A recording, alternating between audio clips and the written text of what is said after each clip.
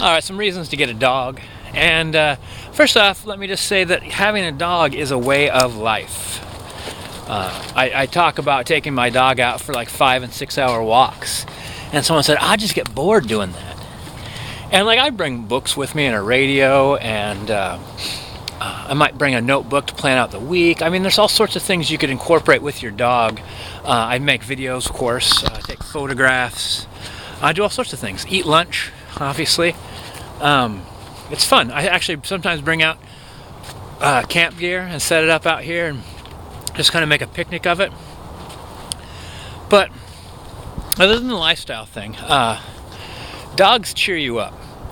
Dogs are, they're smart. They have a lot of life lessons to teach. I mean, the classic one is that dogs forgive you.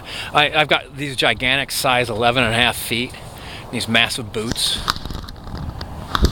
And every once in a while, not so much anymore, but I step on my dog's toes. And I always feel really sad about it. And I've learned to say, careful, careful, when he gets near my feet, because he wants to dance around my feet.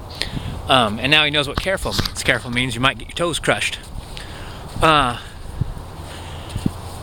like, you know, minutes after me stepping on his feet, like, we're still best buddies. Like, you know, as far as he knows, I just stepped on his foot on purpose. He doesn't know. He assumes that I'm not, he assumes I'm a good person, though. And so forgives me right away. Which you'll have to do if he decides to roll and poop. You'll have to forgive him right away and clean him off. Actually, forgiving your dog right away and cleaning him off, like, I've learned a whole lot about dealing with frustration. Because in the end, if he rolls and poop, like, I try to tell him not to, he knows not to. But sometimes, like, the instinct kicks in, and like, we're running along here, and he'll just like dive onto a fish really fast, get like a stinky fish smear down his shoulder. And there's nothing I could do about that. He knew it was wrong. I'll tell him it was wrong, and he'll act sad about it. But in the end, what happens next is I have to clean him off. And so my frustrations have taught me to go, not focus on why that frustrates me, but focus on, well, what do I need to do next? And I think that as a life lesson is so important. So many people start seeing obstacles in their life all the time, and they forget to look at what are the solutions. And also, here's the other thing too. I just took a week off, and I think I would have slept in till noon every day if it wasn't for my dog getting up at dawn and very patiently, slowly waking me up till 8 o'clock.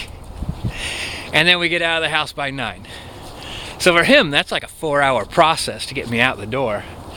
For me, it's like that 30 minutes of like, oh, fine, I get up, make coffee, get dressed, grab the coffee, walk out the door. But he's been slowly working me that way the entire time.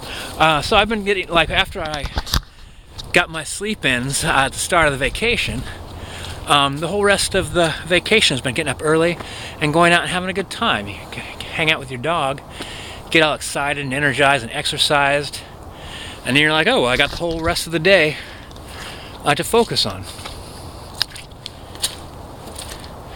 Anything else? You know, though, sometimes, actually, here's the reason why I'm making this video. I was just sitting down and feeling a little bit depressed about something that happened in my past.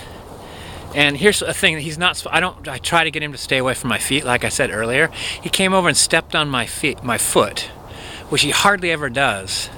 And I realized he was getting my attention because I was sitting there kind of like, just bummed out about something happened a long time ago. And he was bringing me back to the present.